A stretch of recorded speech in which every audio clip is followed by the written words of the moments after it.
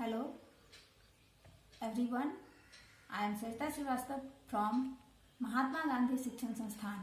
Now I am going to teach Hindi to class 4th. बच्चों, आज मैं आपको आपके पाठ्य पुस्तक मकरंद से पाठ 4 पढ़ाने जा रही हूँ, जिसका शीर्षक है पेड़ हमारे सच्चे साथी। बच्चों, पेड़ पौधों का हमारे जीवन में बहुत महत्व है। पेड़ से हमें ऑक्सीजन की प्राप्ति होती है, पेड़ पौधों से हमें फल मिलता है, पेड़ पौधे हमारे प्रकृति को संतुलित बनाए रखता है। इसीलिए बच्चों, पेड़ पौधे मत करो नष्ट, सांस लेने में होगा कष्ट। आओ अब हम इस पाठ को पढ़ते हैं।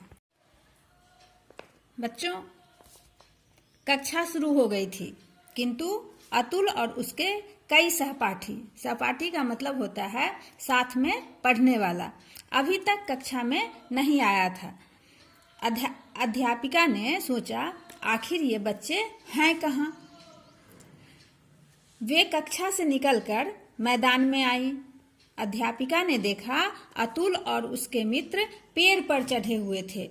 वे पेड़ की डालियां, पत्तियां और फल तोड़ रहे थे। अध्यापिका उन्हें डांटते हुए कहा, बच्चों नीचे उतरो। लड़के चुपचाप से पेड़ से नीचे उतर आए। अध्यापिका ने अतुल को बुलाया और कहा, तुमने ही सबको पेड़ पर चढ़ने के लिए उकसाया होगा। उकसाना का मतलब होता है प्रेरित करना। अध्यापिका अतुल से कहती है कि तुम ही इन सारे बच्चों को पेड़ पर चढ़ने के लिए प्रेरित किया होगा। अतुल चुपचाप खड़ा रहा। इतने में साहिल बोला, मैडम जी, अतुल ने ही सब डालियां तोड़ी हैं। अध्यापिका ने अतुल के सिर पर हाथ रखकर कहा, अतुल, तुम पेड़ के मालिक से पूछे बिना फल तोड़े हो? ये पत्तियां और डालियां तोड़ डाली, यह बहुत बुरी बात है। अब अध्यापिका अतुल को डांट रही है, उसे समझा रही है। अतुल चुपचाप सिर नीचा किए। सिर नीचा किए का मतलब होता है शर्म अनुभव करना। अब अतुल को शर्म महसूस हो रही थी कि उसने गलती की है। इसलिए बच्चों, कभी भी बिना पूछे हुए किसी के पेड़ पर नहीं चढ़ना चाहिए। अध्यापिका ने बच्चों को समझाते हुए बोली, बच्चों, पेड़ अपने फल स्वयं नहीं खाते हैं, उनके फल फूल तो हमारे लिए ही होते हैं। इससे तुम्हें क्या सीख मिलती है?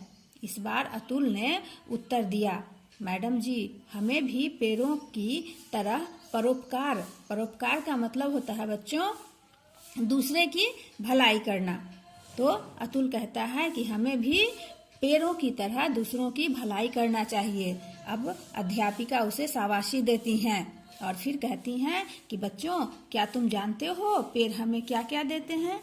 क्या बच्चों आपको मालूम है कि पेड़ से आपको क्या क्या मिलता है? पेड़ से हमें खट्टे मीठे फल मिलते हैं।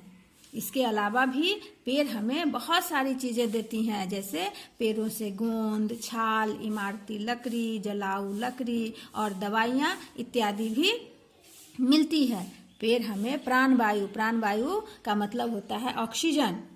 पेड़ों से हमें ऑक्सीजन की प्राप्ति होती है।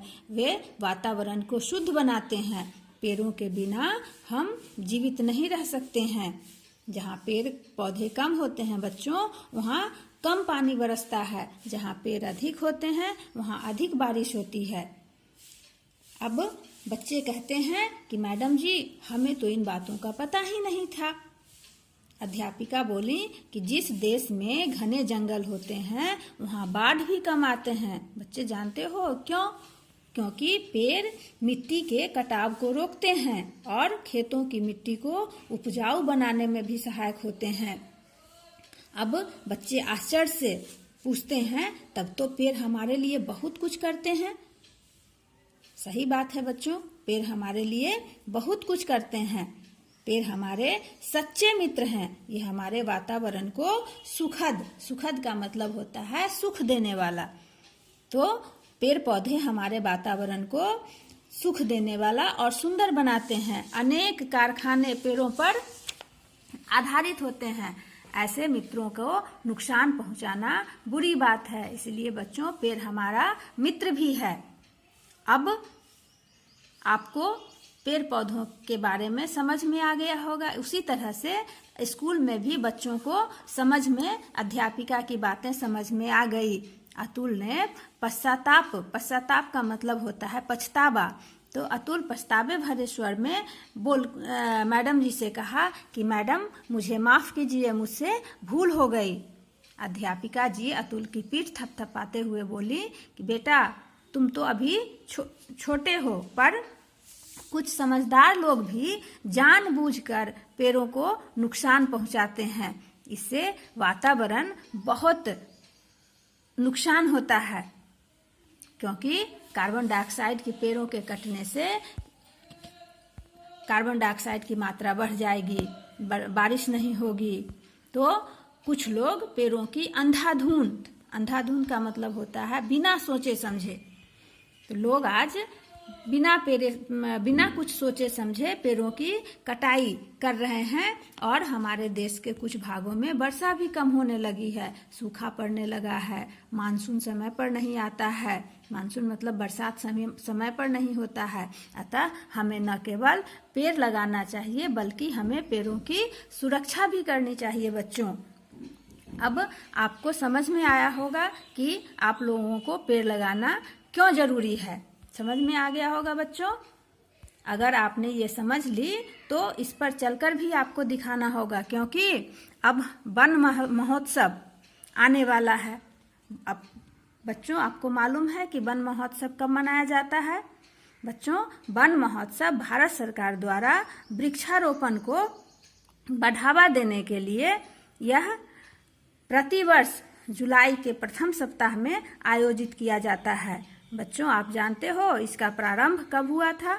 इसका प्रारंभ 1960 के दशक में उस समय के कृषि मंत्री कन्हैयालाल मानिकलाल मुंशी ने इसे प्रारंभ किया था। अब हमें भी, अगर आपको ये बात समझ में आ गई होगी, तो इस अवसर पर, वन महोत्सव के अवसर पर आप लोग खूब पेड़ पौधे लगाना, ताकि चारों ओर का वातावरण हरा भरा हो जाए। अब सभी बच्चे अध्यापिका की बातों को सुनकर प्रसन्न हो गए और एक साथ बोल उठे कि हम सब तैयार हैं अध्यापिका जी, और हम लोग ज़्यादा से ज़्यादा पौधे लगाएंगे। अध्यापिका भी प्रसन्नता से मुस्कुराने लगी। धन्यवाद।